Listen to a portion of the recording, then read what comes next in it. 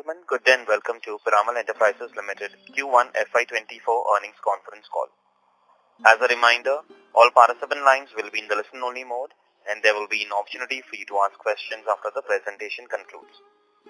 Should you need assistance during this conference call, please signal an operator by pressing star then 0 on your touchtone phone. Please note that this conference is being recorded. I now hand the conference over to Mr. Ravi Singh, Head Investor Relations. Thank you, and over to you, Mr. Singh. Thanks, Meera. Hello, everyone. I am pleased to welcome you all to our Q1 FY24 earnings conference call. Our results material has been uploaded on our website, and you may like to download and refer to them during our discussion. The discussion today may include some forward-looking statements, and these must be viewed in conjunction with the risks that our businesses face. On the call today, we have with us our chairman, Mr. Ajay Piramal, Mr. Anand Piramal, Director, Piramal Enterprises and Piramal Group, Mr. Rupen Jhaveri, Group President, Piramal Enterprises, Mr. Jairam Sridharan, MD, Piramal Capital and Housing Finance, Mr. Yash Narkarni, CEO of our Wholesale Lending Business, and the CFO of our company, Ms. Upma Goyal. With that, I would like to hand over the call to our chairman and I would request him to share his initial thoughts. Thank you and over to you, sir.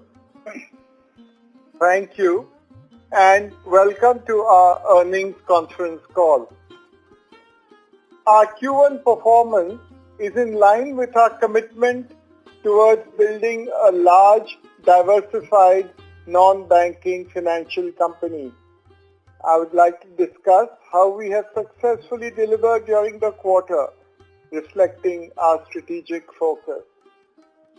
Our total assets under management stood at 63,938 crores. We have significantly improved our retail wholesale AUM mix to 55-45 from 34-66 in Q1 of the last year. Our retail AUM witnessed a 57% year-on-year growth to 34,890 crores from 22,267 crores in the first quarter of the last year.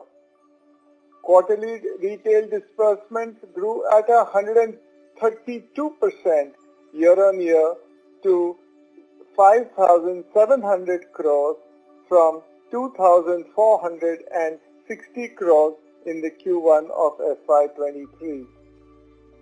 Our wholesale 1.0 AUM reduced as per our strategic plan by 38% year-on-year to rupees 26,000 crores compared to 41,655 crores in the first quarter of the last year. The wholesale stage 2 and 3 assets reduced by 34% quarter-on-quarter to 4,200 crores from 6,374 crores in Q4 of FY23. We have built a wholesale 2.0 AUM worth 3,045 crores across real estate and corporate mid-market lending. Our GNPA ratio reduced to 2.8% from 3.8% in quarter 4 FY23 and our NNPA reduced to 1.5% from 1.9% in the Q4 of FY23.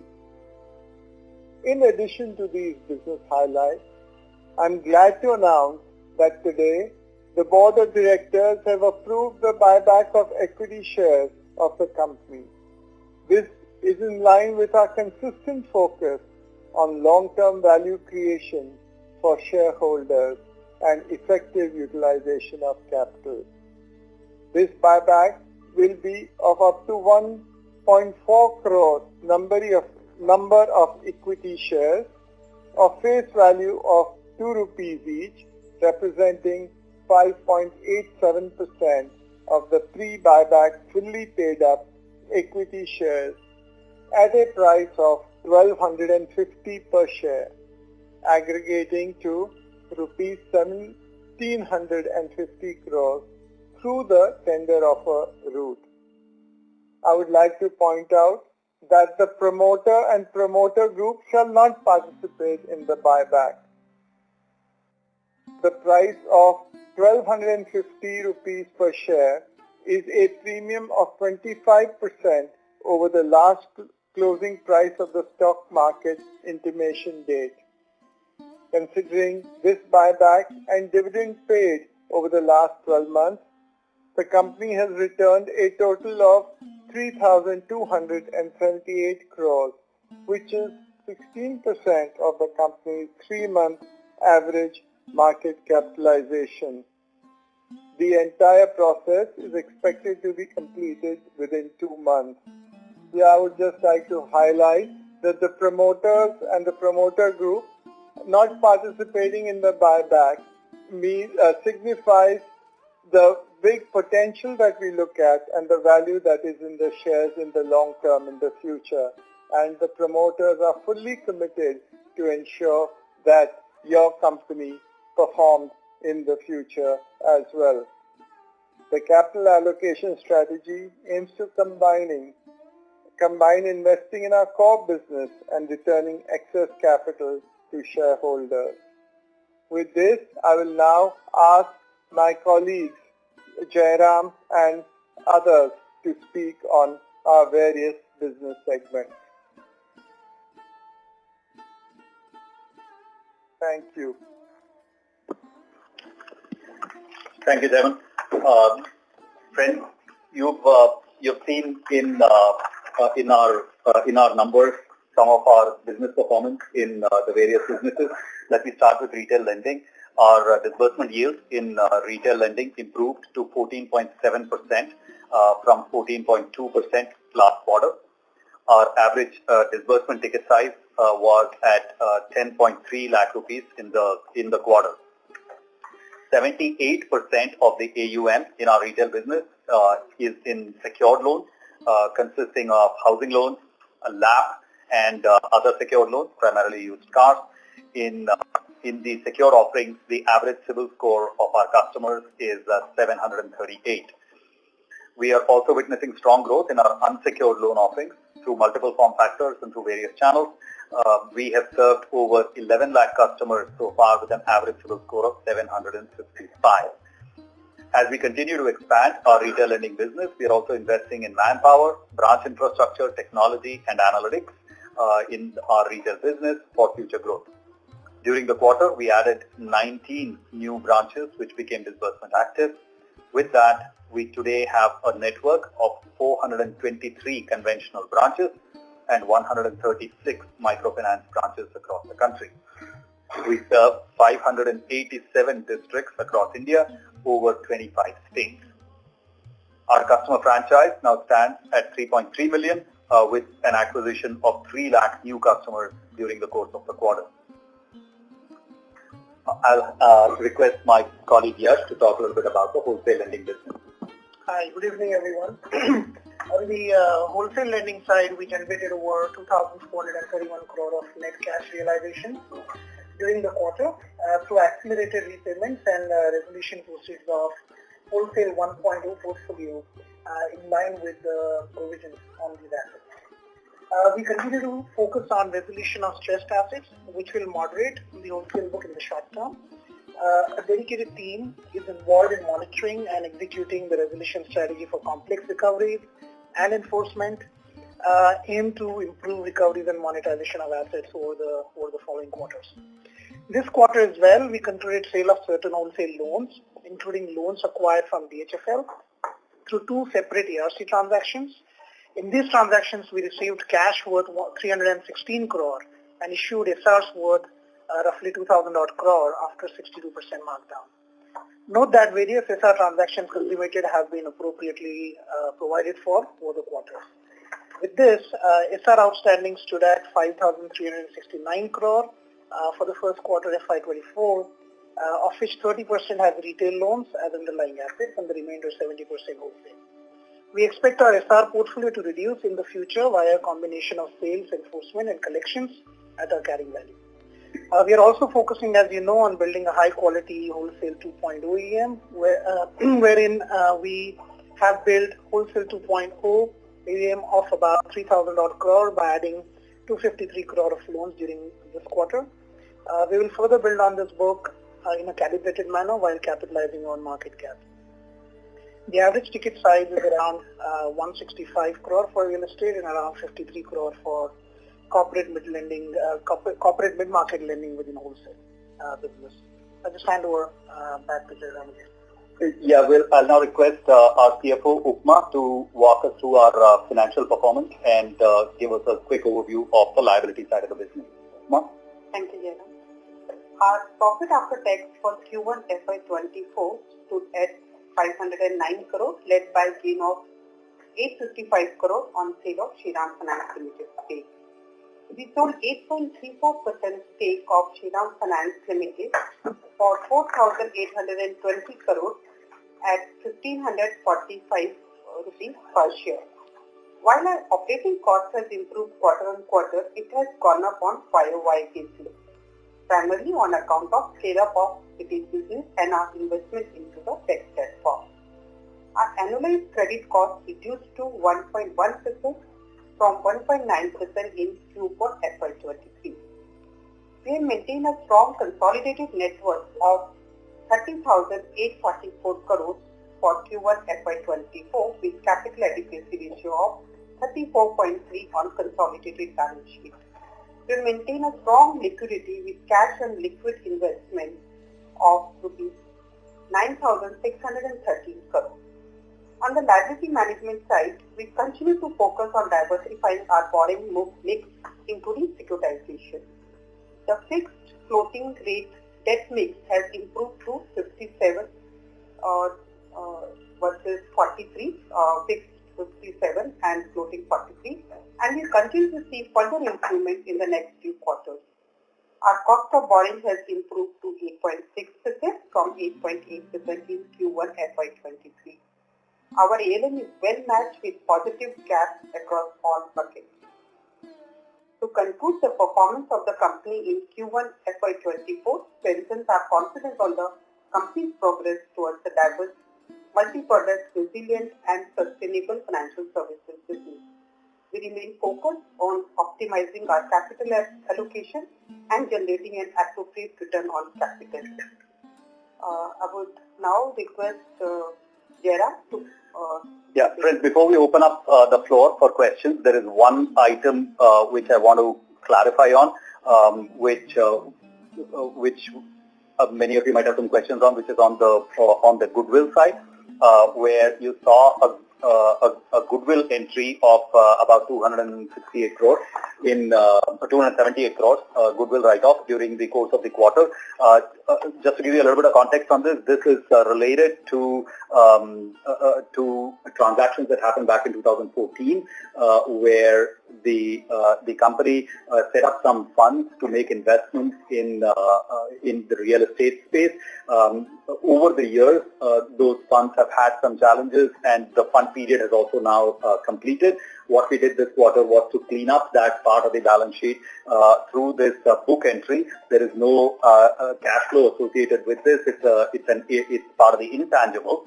But we thought, in the spirit of cleaning up the balance sheet, those 278 crores, getting rid of that, this would be the right timing. With that, the total amount of goodwill left on the balance sheet for us on a consolidated basis is a mere 2 crores.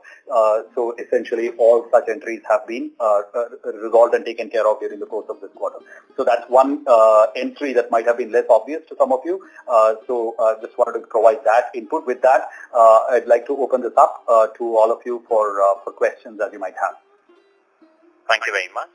We will now begin the question and answer session. Anyone who wishes to ask a question may press star and 1 on their touchtone telephone. If you wish to remove yourself from the question queue, you may press star and 2. Participants are requested to use handsets while asking a question. Ladies and gentlemen, we will wait for a moment while the question queue assembles. Participants, you may press star and 1 to ask the question.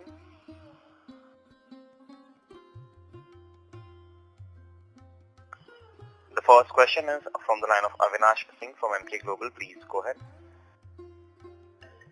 Yeah, hi. Good evening. A few questions. The first one broadly on asset yields. Two parts to it.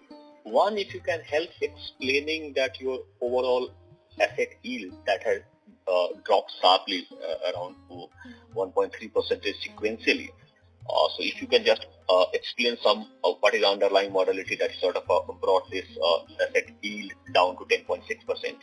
And related to yield only, on the wholesale 1.0, I would expect a reasonable amount of the book would be kind of on floating basis. Yet, if I were to look at the overall wholesale yield, that's 9.4%, and your wholesale 2 yield is close to 13 odd percent. That reflects that wholesale 1.0 yield is like 9 odd percent. So, I mean, when those sort of, if at all there is a floating loan that will be repriced, and I mean, for how long we sort of, because it's 9% yield on wholesale book, that looks very, very low. So that's the question yield. I will have a follow-up question later. Thank you. Yeah, thank you for your question. See, the main part here, there are two important things here that you should recognize. The first is the fact that the entire AUM is not interest earning.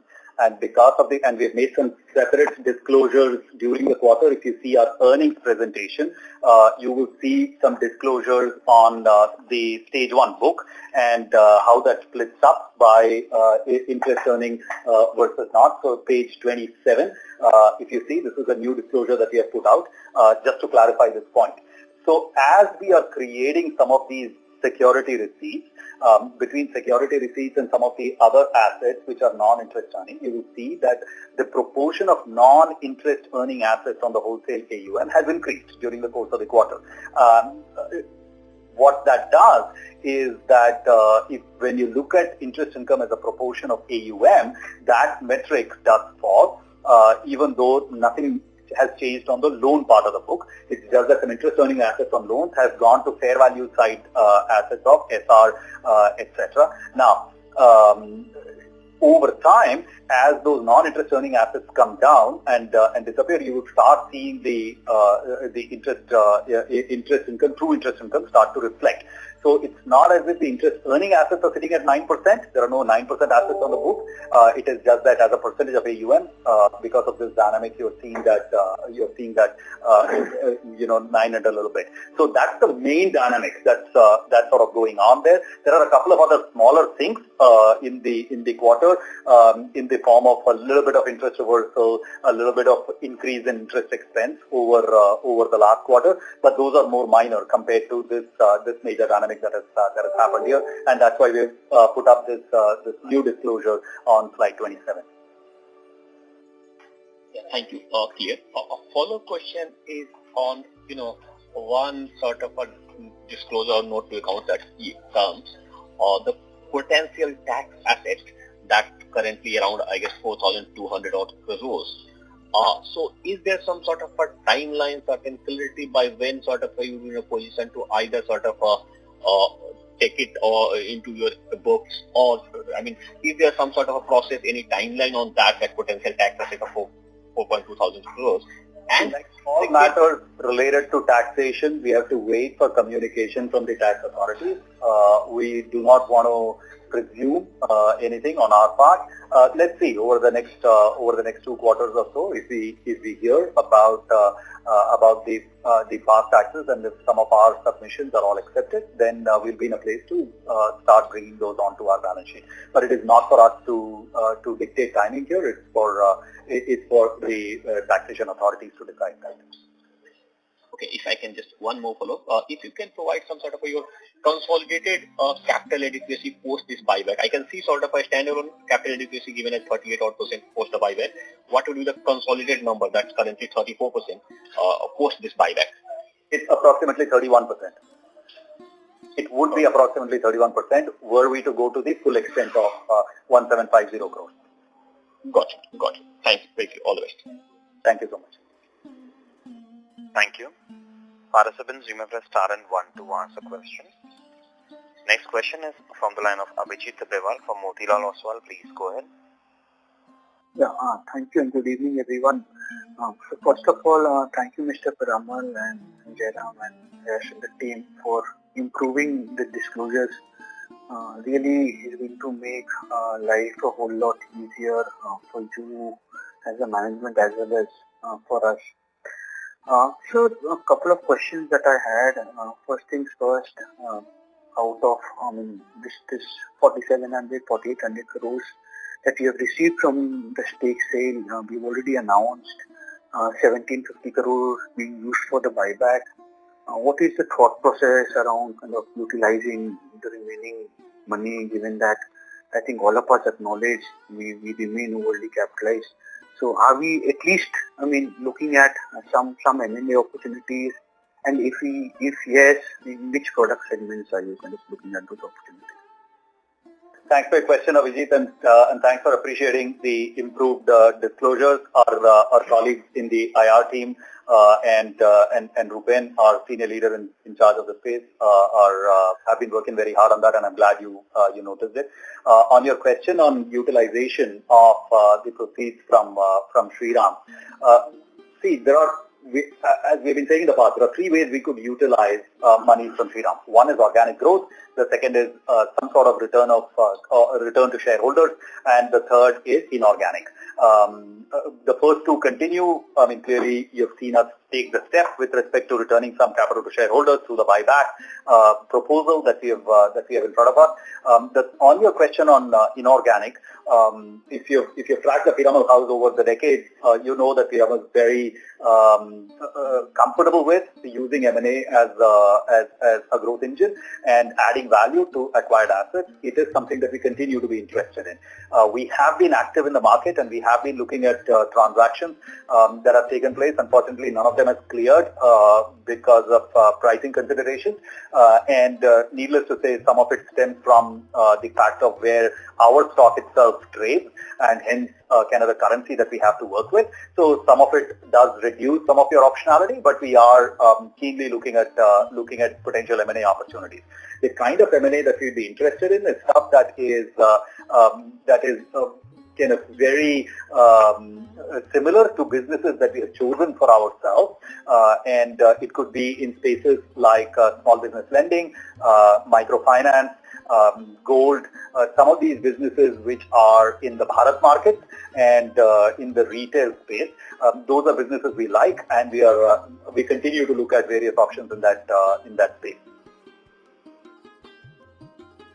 Thank you, Jairam. Just one more question for Yash. Yes. So, what I kind of want to understand is a couple of things you talked about in your opening remarks about two transactions that you've done on the wholesale side, where you've also sold the wholesale book which you acquired during the DHFL acquisition. So, two subparts to this question. Now that we are seeing accelerated reduction in the wholesale 1.0 book, with these SRs now, how should we kind of look at these SRs essentially from a standpoint of over what time horizon can we expect recoveries or these SRs to kind of go away from our balance sheet? And if and when they do, will there be more haircuts that you are expecting, given that you've already fair valued when you give out these numbers on SRs? And lastly, what I kind of want to understand is, now that for the last 2 quarters we've been guiding that there won't be any more negative surprises from the wholesale book, either in terms of I would say recognition or for that matter haircuts or credit costs that will be required. Are we now in a plane where we are sitting in terms of stage 2 and stage 3? The more comfort that I wanted was more on the stage 1, which is the earning assets of about 18,000 crores, which is sitting in wholesale stage 1. Are we now reached a point in time where we are much more confident that there will be no such surprises in the subsequent quarters? So the answer to your third question is yes. We don't think there would be any surprises. We do think that we have the recognition and provisioning firmly behind us. Where we find ourselves right now at is deep in the recovery mode. And the transactions that we have done in terms of the ARCDs this quarter as well as 6,000 crore of book reduction in the previous quarter is all in line with that strategy.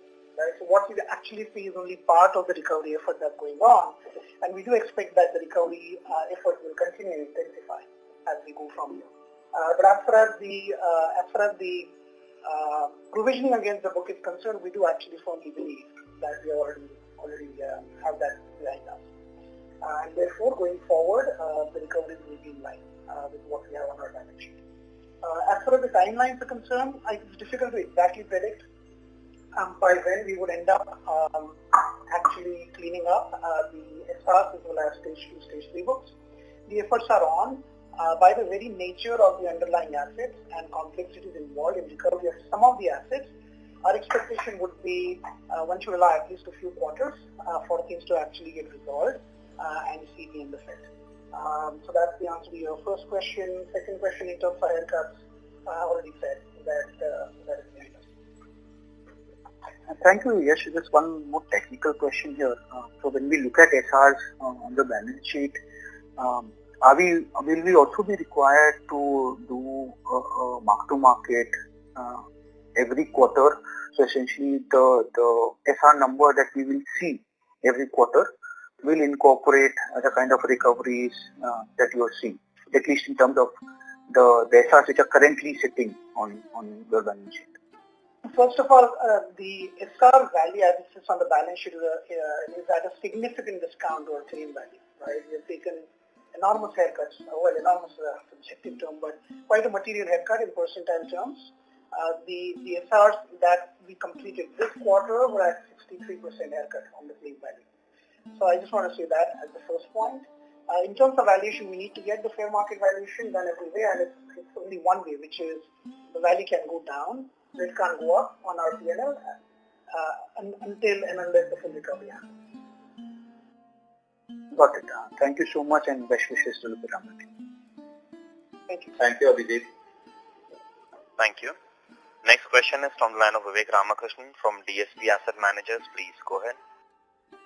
Hi, I had one accounting type question. So I just wanted to understand this net loss on de-recognition of financial instruments of 1482 and impairment reversal of about 1172 crores. How does that work? I would encourage you to actually look from an investor deck perspective. We have talked about a loan loss provision of 179 crores. I think that is the best, that's the summary view of everything that is, that's gone on. And okay, actually, let Uma talk a little bit about the 1172, and then I'll kind of get back to the 179 crores and how to think about it. In my view, that's the best way to think about it. Rest of the stuff just adds up to that 179. So 179 is the best way to actually look at our credit card. But Uma, you want to explain? Actually, if that's the case, we'll just leave it there. Then I can take it offline because it'll just take time in the call. So we can do that.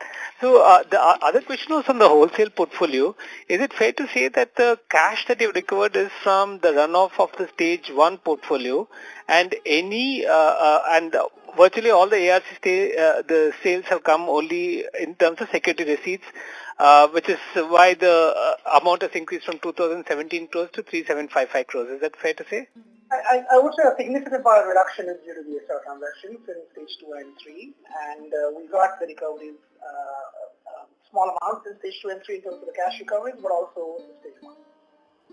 Okay. One thing I'd also remind you is that the SRs themselves have a 15% cash component, so that obviously is only 85% gets converted into cash. But your point is broadly correct. Okay, I also say that this is from an SR creation standpoint, some of the assets that we wanted to resolve through the SR route, a large part of that story over last quarter and this quarter we have done. So kind of the in the future, the kind of resolution strategies that you would see would be a slightly different nature. So the big steep increase in SRs that you have seen over last quarter and this quarter, you're not likely to see that continuing from here on. But I would also add one more point, right? Just to put things in perspective, the SRs that we see right now on our balance sheet is a very small portion of the overall recoveries that we have done in the last 3 quarters. Right? That's a very important point to note here. Because there are a lot of other strategies which don't show up on the balance sheet. For instance, last quarter of last year, we actually did a pretty significant asset sale, which in one transaction allowed us to bring our book down by 1,800 crores. Just as an example. Similarly, a portfolio of NP assets that we sold last quarter for cash consideration, and those efforts are going on. And as I said, while answering the previous question, I think recovery of the SRs and converting that into cash basis will move on as well in the next few quarters. Okay, if I can sneak in one last question, there is one thing with stage 1 land receivables. Essentially, this is assets with good cover that you expect, where there are no cash flows, but you expect good recovery. Is that why it's classified as stage 1, the 2952 crores? Yeah, this over time, we think that's where it will lead to. Right now, we are not really focusing on monetizing it. This asset sits on our balance sheet as a result of debt to asset swap that we did a few years ago. And there is deep embedded value in the underlying asset, but the recovery of it is something we'll focus on as we go from here. Okay, great. Thank you and good luck. Thank you. Thank you. Participants, you may press star and 1 to ask a question. Next question is from the line of Kunal from DSP Asset Managers. Please go ahead. Hi, I have a question on the P&L side. So if you look at your P&L, we have around 180 crores of... Sorry, your voice is not coming clearly. Can I request you to speak through the handset? Am I audible now? Slightly okay. Yeah. So I just wanted to ask that on the P&L side, you have around 900 crores of one-time gain on account of a stake sale. And on the expenses side, again, you have around 300 crores of goodwill write-off. So if we just knock that off in this quarter, again, we would have seen no profit or at best just a marginal amount of profit. So when are we expecting us to return back on the profitable growth trajectory sort of? Hey, that's a fair back of envelope calculation, and that's an appropriate representation of the quarter that we've had. I will point out that if you knock off extraordinary items from our P&L, let's say in the last financial year, you would have seen the core operating profits to have been negative. From that negative position, we have improved to sort of a break-even sort of position during the course of this quarter. Our expectation is, and needless to say, this is not a situation that we are satisfied with. We need to do a lot better than where we are at, and we are fully seized of the matter. Give us a couple of quarters, and you will see the operating income, kind of net of operating expenses, etc., all start to pick up as well. So we are just on the cusp, and over the next sort of quarter or two, you will start seeing us firmly move into positive trajectory. And as I said, we have moved from negative to kind of zero. You will start seeing us move to positive over the next quarter or two and move steadily towards a 4% pre-tax ROA over the medium term, as we have spoken about in the past. Sure. Thanks and all the best. Thank you. Ladies and gentlemen, you may press star and 1 to ask a question. Next question is from the line of Afzal Mohammed, individual investor. Please go ahead. Yeah, thanks for the opportunity. I have the question for Mr. Piramal. Sir, I greatly appreciate the buyback decision. So my question was, why would the promoter group not infuse capital to raise the promoter stake beyond 50%? Because this will increase the trust and confidence in the business model that you're pursuing. So in fact, this is a buyback. So the promoters cannot infuse capital. It's the other way around. The capital is being returned to shareholders. And because the promoters have confidence in the business, we are not taking part in the buyback. So in that sense, actually, our shareholding will go up. Yeah, but there is another option. You can raise your promoter stake by infusing capitals via warrants and all. So why wouldn't you do that? I think we are doing what is the right thing for the business. Yeah. Okay. My second question is to Mr. Sriram. Sir, how long will this asset resolution phase last, and how much will be the credit cost beyond the resolution phase? we've been mentioning over the last couple of quarters that in the multiple phases of resolving an asset quality cycle, we have done the recognition bit, we have done the provisioning bit, and we are now in the resolution phase. The resolution phase does tend to be long, and it needs to be seen in the context of what needs to be done operationally on an asset-to-asset basis to turn it around. So while we expect no further hits on P&L, operational turnarounds do take time. Yash mentioned earlier in the call that think of the resolution process in terms of a few quarters, not weeks or months. Okay, and how much will be the credit cost like right now and then say beyond a few quarters? Beyond the resolution phase. This quarter, you saw a net credit cost of 1.1%. We have said in the past that the kind of business that we are building is 1.5% to 2% credit cost type of business. We don't have a specific guidance out for the year or for next year, but directionally, that's the kind of business we are building. Okay. One last question. So, Geo Financial Services also get into lending business. So, will Piramal compete with Geo because this is part of the extended family? I think you should wait to watch what happens with any new and large emerging competitor. We have a lot of respect for a lot of work that happens under the banner that you spoke about. We'll have to wait and see. As two separate listed entities, there are things that we can do and cannot do, and everything has to be as per norms of SEBI, etc. So we will take things as they come. As of now, we have markets that we are focusing on, businesses that we want to grow in, and we will try and do our best and grow. India is a large market, and lots of people can build great businesses here. Okay. Thank you, sir. One last question, if you can allow me. The retail AUM, so the percentage of unsecured loans is about 10%. So in the future, say 2 or 3 years down the line, how much will be that unsecured loan as a percentage of total AUM, retail plus wholesale? We have said that in the medium term, we would like unsecured to be 25 to 30% of our business. We will be roughly somewhere in that range. We will see. We'll have to wait and watch what happens to unsecured from a credit risk perspective, and depending on the cycle and how it plays out, we will calibrate it up or down. So that's percentage of total AUM, right? Wholesale. Percentage of retail AUM. Only retail. Okay. Yes. All right. Thank you so much. I really appreciate it, and good luck. Yeah. Thank you. Thank you. Ladies and gentlemen, you may press star and 1 to ask the question. The next question is from the line of Ketan Chheda, a retail investor. Please go ahead. Hi. Thank you for the opportunity. I'd like to know what's the status of the land that we have in Andheri. We've not heard any updates in the last few quarters on that one. So I would really appreciate if you could share an update on that. And the second question that I have is something similar to what has been asked before. In terms of the trajectory of the core pre-operating profit, pre-provisioning operating profit, I mean, the trajectory has been actually downward.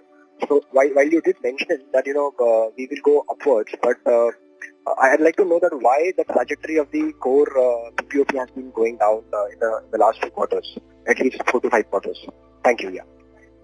I think on the Andheri land, as I answered during the questions, we have that on the balance sheet as sorry to interrupt you, but you're not audible. You're sounding distant. Sorry. Can you hear me now? Yes.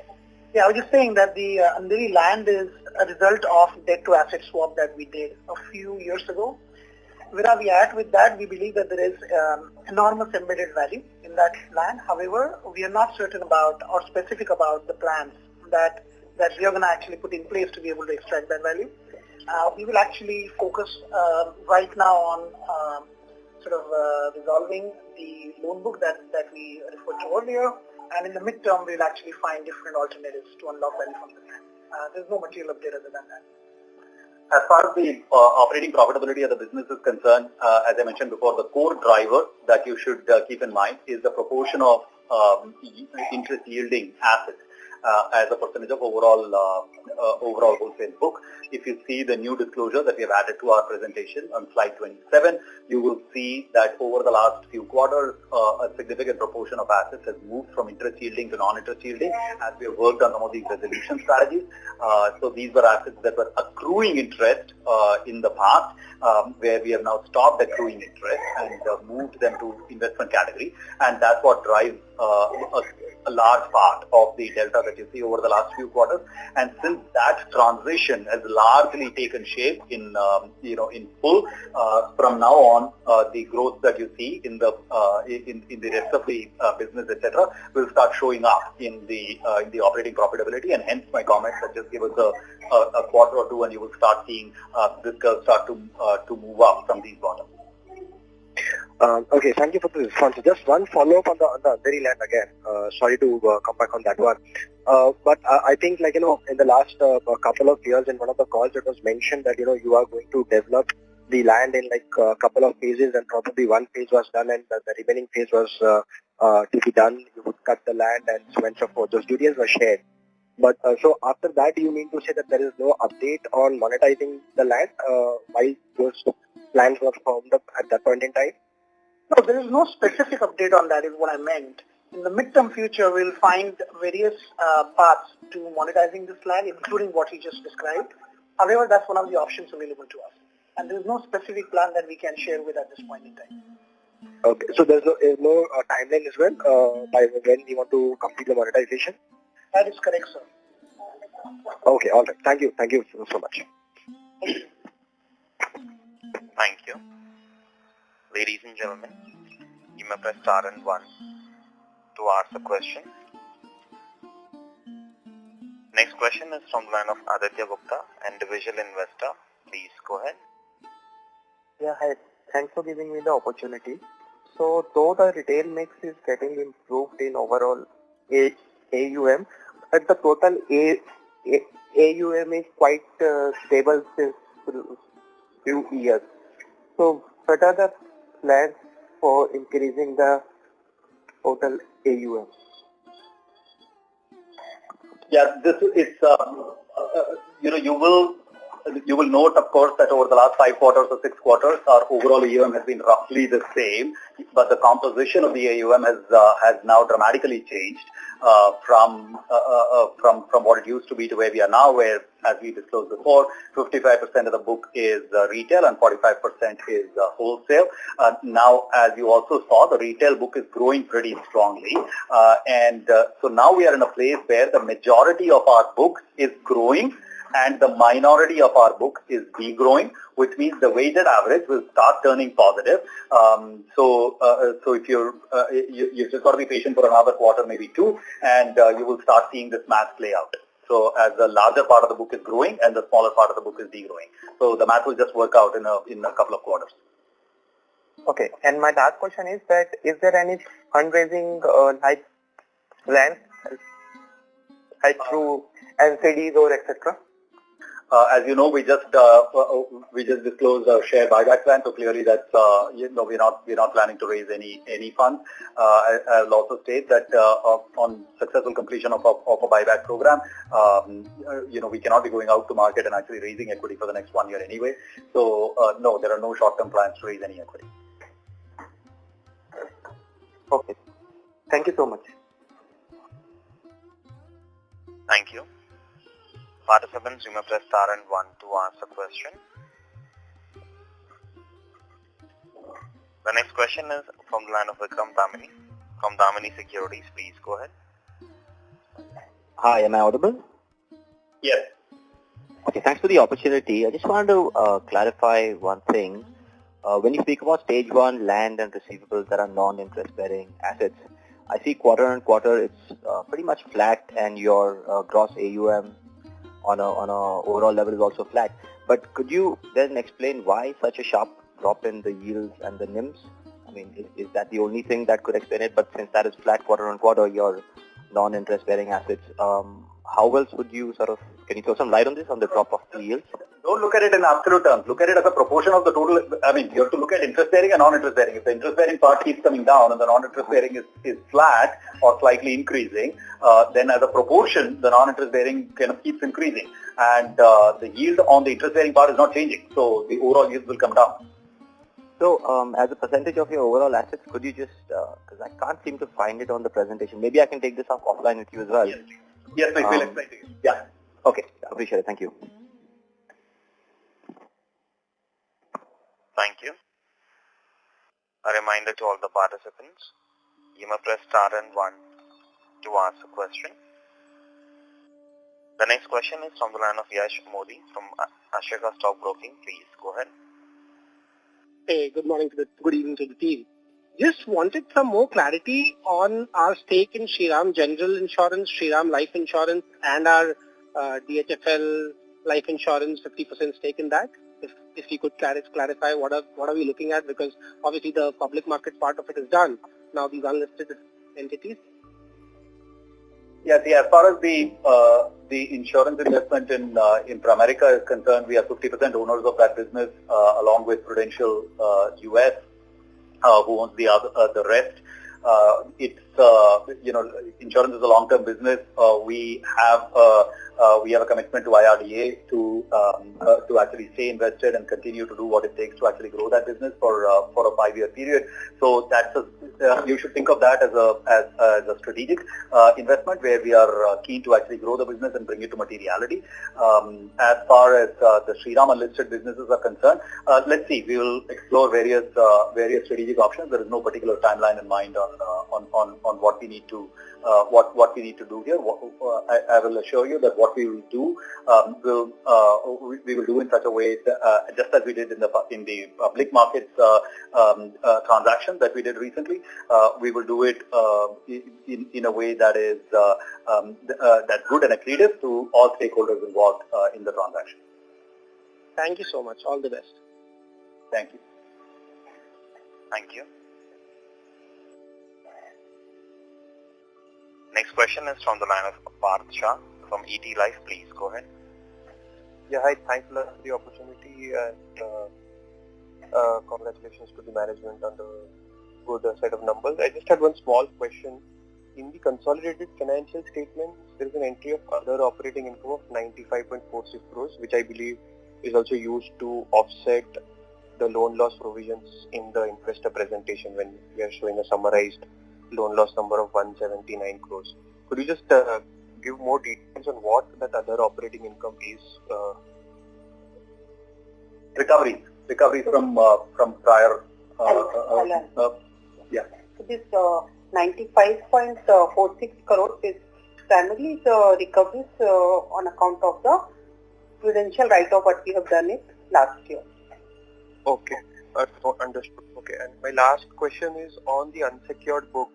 So the 90 plus DPD has obviously seen a rise from 1.1% last quarter to 1.6% on the unsecured book.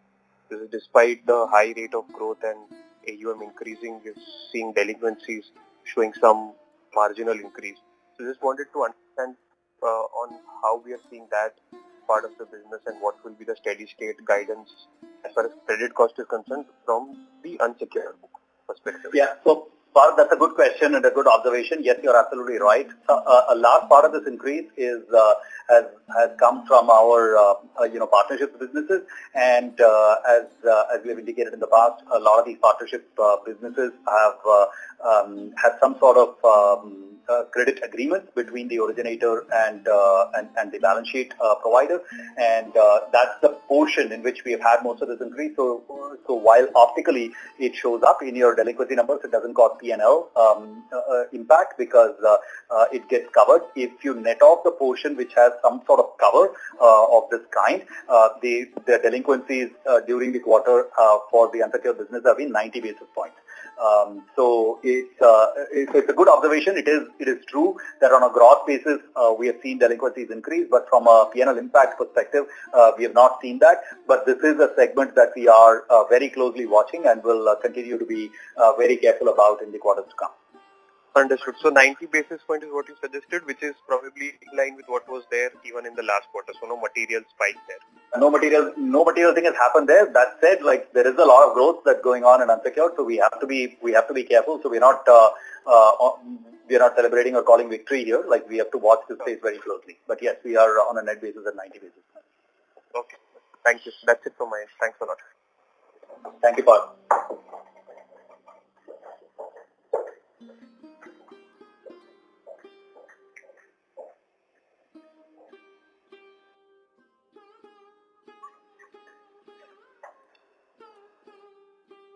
Operator, do we have? Yes.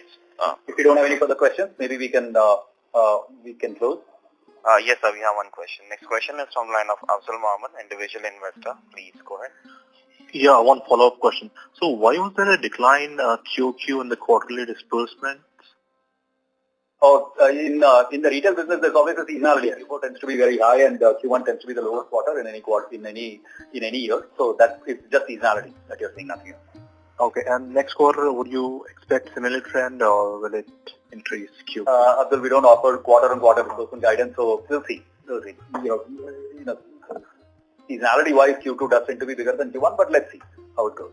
Okay, and by what timeline do you expect retail business to be 2/3? Like 3 more quarters or 1 year? See, when we started talking about the 2/3, 1/3, we said that we will get there in the medium term, 3 to 4 years. We are making a little bit more rapid progress towards that than we had anticipated. But let us see. Like if we start seeing some credit risk issues in retail, we might slow down, etc. So it's hard to be very precise about these things, and it's hard to actually move to a particular target on these things. Right now, the trajectory is strong. If we go on in this trajectory, we will probably reach there a bit faster than we had anticipated. But we don't have a specific target in mind. Okay. Thanks, Shah. Thank you. Thank you. As there are no further questions, we have a question. Next question is from the line of Vinod Jain from Wells Fargo Advisors. Please go ahead. Yeah, my comments are about the insurance business. What are the prospects we see in this business going forward with the JV from America? And what about the mutual fund business also? Can something be commented on that? Okay. So on the Pramerica side, we purchased a 50% stake in Pramerica Life for about 1,000 crores as part of the DHFL transaction. When we purchased the business, the Pramerica Life entity was number 19 in the leaderboard of insurance companies in terms of premium, gross premium. And if you see what has happened in the last year, which was the first full year when we had full control, in GWP terms, starting from a super low base, Pramerica was the fastest growing life insurance company in the country, and that has continued in this year as well. We have a very, very long way to go. Currently, we are number 15 based on May data for the year in terms of GWP. So we have gone up a few ranks on the leaderboard, but we have a long way to go. And our hope and intention is to make this first a top 10 life insurance company as the first milestone, and then we will see where we want to go.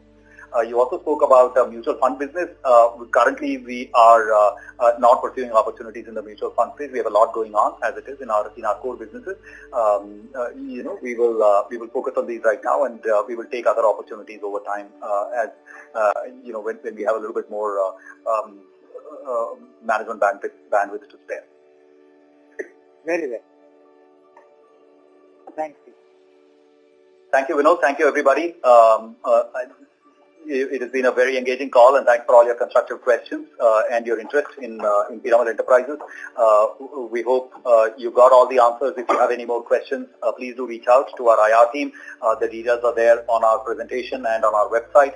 We'd be happy to take you through any other technical questions or details that you might have. Otherwise, thank you so much for participating, and have a very good evening. Thank you very much. On behalf of Piramal Enterprises Limited, that concludes this conference. Thank you for joining us. You may now disconnect your lines. Please subscribe and press the bell icon to never miss another update. Please like, share.